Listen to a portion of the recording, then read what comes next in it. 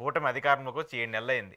ఎన్నికలకు సంబంధించి వాళ్ళేం మాట్లాడారో విన్నారు. ప్రతిపక్షంగా ఉన్నటువంటి పార్టీ ఏం మాట్లాడిందో విన్నారు. సో 7 నెలల పాలనకు సంబంధించి ఏం చెప్తారు? అంటే మీరు కూటమి అని అంత పాలిష్గా చెప్పాల్సిన అవసరం లేదు. అది ఎన్డీఏ కూటమి. ఓకే.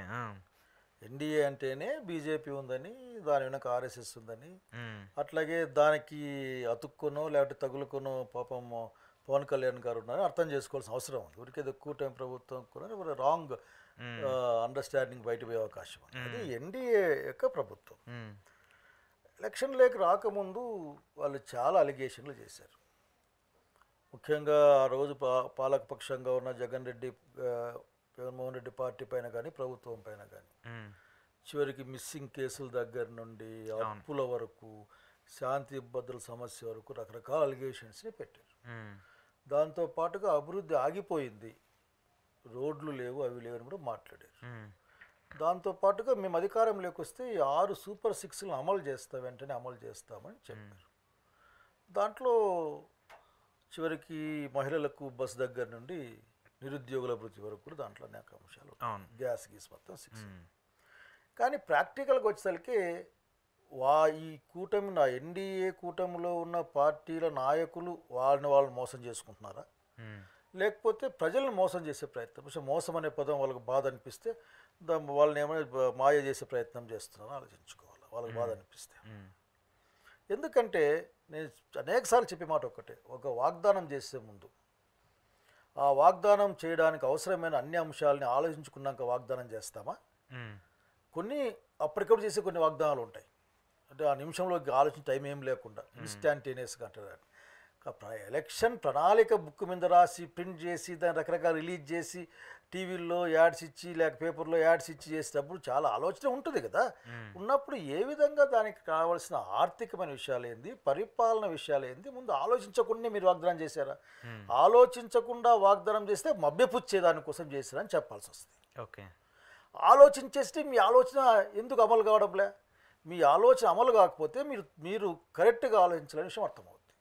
ఈ రెండు మానేసేసి ఎంత గట్టిగా అసెంబ్లీలో నిజంగా ఆశ్చర్యం వేస్తే ఇతను చెప్పచ్చా ప్రభుత్వాలని, మేము ఇప్పుడు చేయలేం, చెప్పినాం ఈ సంవత్సరం చేయలేం, మార్చి నుంచి ఇస్తాం, వచ్చే సంవత్సరం నుంచి ఇస్తాం, అసలు ఇప్పుడే ఇస్తామని చెప్పినామా అనే మాటలు. ఆ పెన్షన్లు పీకేసి ఉన్నవాడికి 1000 రూపాయలు పెంచడం తప్ప ఏ కంటికి కనపడ్డంలే. అట్లాగే జగన్మోహన్ రెడ్డి గారి ప్రభుత్వానికి ఆ తర్వాత చంద్రబాబు నాయుడు నాయకత్వంలోని ఎన్డీఏ ప్రభుత్వానికి ఒక స్పష్టమైన విధి విధానాల్లోనే అట్లాగే ఆలోచనలోనే తేడా నాకు కనిపిస్తా. ఓకే, సో జగన్మోహన్ రెడ్డి గారు ప్రజల సంక్షేమం పేరు మీద ప్రజలకు ప్రత్యక్షంగా డబ్బులు వెళ్తే ప్రజలు బాగుపడతారని ఆలోచనతో అతని ఆలోచన. అవును, హామీలకు సంబంధించి. అట్లాగే ప్రభుత్వ పరంగా వ్యవహారాలు ఉంటే ప్రజలకు మేలు జరుగుతుందని ఒక ఆలోచన. ఉదాహరణ స్కూళ్ళు కావచ్చు, లేక గవర్నమెంట్లో మెడికల్ కాలేజెస్ కావచ్చు, ఇటువంటి అంశాలన్నీ కూడా. అట్లాగే ఆరోగ్యశ్రీ గవర్నమెంట్ నిర్వహించడం కావచ్చు, ఇవన్నీ. చంద్రబాబు నాయుడు హయాంకి వచ్చేసరికి ఈ 6 నెలల కాలంలో నా దృష్టిలో చాలా ప్రజలు నష్టపోయే నిర్ణయాలు జరిగాయి. దానికి తగిన ప్రాధాన్యత మనకి ఎక్కడ కనపడడం లేదు. 1-2 మీడియా ఛానల్ చూపిస్తున్నాయి తప్పనిస్తే. ఉదాహరణకి ఎడ్యుకేషన్ రంగాన్ని మొత్తం ఈ రోజున దాన్ని మేము దీన్ని మారుస్తున్నాం అంటే ఎవరికి అనుకూలంగా మారుస్తున్నారో చెప్పడంలే. నేను కూడా ఎడ్యుకేషన్ రంగంలో డబ్బులు ఉన్నాయి కాబట్టి పిల్లలు చదువు కోసం ఏమైనా కష్టపడి చేస్తారు కాబట్టి దాన్ని ఇప్పటికే దాంట్లో లాభాలు రుచి మరిగిన బ్యాచ్ కాబట్టి వాళ్ళకి దాని డబ్బులు ఇచ్చేది అక్కడ రెస్పాన్సిబిలిటీ ఏముంది? గవర్నమెంట్కి రెస్పాన్సిబిలిటీ ఉంటుంది. ప్రైవేట్ కాలేజీలకి ఏ రెస్పాన్సిబిలిటీ ఉంటుంది? ఎన్ని ర్యాంకులు వచ్చినాయి, ఆ ర్యాంకుల్ని మెరుపుల్లో చూపించి ఎన్ని డబ్బులు తెచ్చుకున్నాం, ఇది తప్ప ఇంకేం లేదు కదా. మళ్ళీ గవర్నమెంట్ ఆ తర్వాత మెయిల్ కాలేజెస్ ఉన్నాయి. 15 మెయిల్ కాలేజ్ స్టార్ట్ చేసింది పోయిన ప్రభుత్వం. జగన్ రెడ్డి గారు వాళ్ళ పులివెందులు కూడా స్టార్ట్ చేశారు. వాటన్నిటిని ఆపేయడం, మా కొద్దు పీపీపీ మోడ్లో పోతాం చెప్పి ఎవరు ఇచ్చారు మీకు అధికారం? ఇట్లా అనేక అంశాలు. ఈ రోజున ఇంటర్మీడియట్ ఎడ్యుకేషన్ ఫస్ట్ ఇయర్ మీరు ఏం ఆలోచిస్తూ ఉన్నారు అంటే, మీ ప్రైవేట్ స్కూల్లో చేరిన వాళ్ళకి ఫస్ట్ ఇయర్లో వాళ్ళకి శక్తియుక్తులు బయటికి రాకముందే వాళ్ళు 2వ సంవత్సరం దాకా అట్లా నెట్టేసి ఫైనల్గా చూసుకుందాం అనుకుంటున్నారా? మనకు తెలుసు కదా వాళ్ళు ఏం చదువు చెప్తారో. అది చదువు ఏమీ లేదు, ఆ ఎంసెట్కి ప్రిపేర్ చేయడం తప్ప. ఇంగ్లీష్ లేదు, తెలుగు లేదు, తెలుగు అసలు చాలా స్కూల్లో ఏదంటే లేదు, కేవలం ఇది మాత్రం తప్ప. అందరికీ తెలుసు కదా, తెలిసిన విషయమే కదా. మొన్న గగ్గోలు ఎట్టాడు ఆయన ఆఖరికి, ఏదంతా తెలుగు మీడియం అయిపోతుంది, ఇంగ్లీష్ మీడియం అయిపోతుంది. నేను చెప్తాను నా ఆఖరికి, మీరు తెలుగు నాకు మీ పిల్లకాయలు చదివించారా? మీరు ఏమైనా చదివించలేదు కదా. మార్చండి, విద్యావేత్తలను కూర్చోబెట్టుకోండి. అవేం లే మాట్లాడితే దీన్ని అంతా కూడా ఒక విధంగా ఒక ప్రైవేటు పరం చేసే ఆలోచన, నరేంద్ర మోడీకి ఏ ఆలోచన వస్తుందో అదే ఆలోచన మన నారా చంద్రబాబు నాయుడు గారు కూడా ముందు పెట్టే ప్రయత్నం చేస్తారు. ఓకే, ఇటు ఏదైనా చూసుకోవచ్చు మీరు, ఏ రంగం. ఉదాహరణకి అప్పుడు స్మార్ట్ మీటర్లు, ఇప్పుడు స్మార్ట్ మీటర్ ముద్ద అయిపోయినాయి, అప్పుడు పట్టుకుంటే మేము దాన్ని పీకేస్తాం, అట్లా రకరకాల మాట్లాడారు.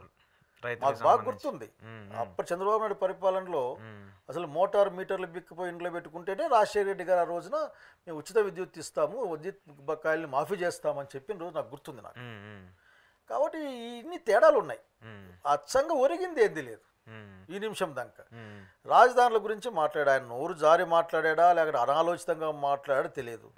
మాలాంటి వాళ్ళం రాజధాని డిబేటబుల్ పాయింట్ అంటా ఉన్నాం, ఇది డిస్కషన్ చేయాలా, రాయలసీమ వాళ్ళకి హక్కు ఉంది మాకు రాజధాని పైన, అది మాతో మాట్లాడరా మీరు అని మేము అంటా ఉన్నాం. ఆయన నాకు అమరావతి రాజధాని మాట్లాడాడు. నిన్న మొన్న ఈ రోజు కూడా మీటింగ్లో విన్నాను, ఆర్థిక రాజధాని విశాఖపట్నం అని ఎవరో మాట్లాడుతున్నారు మీటింగ్లో చెప్తున్నారు. అంటే అదే కదా పోయిన జగన్మోహన్ చెప్పింది, 3 రాజధానులు అదే కదా తీసుకొచ్చి. అదే మేము కొట్లాడాము, ఎట్లా చెప్తారా ఎట్లా బాబు దాన్ని ఆఖరికి, మా రాయలసీమకి ఏం చేస్తే చెప్పండి అని.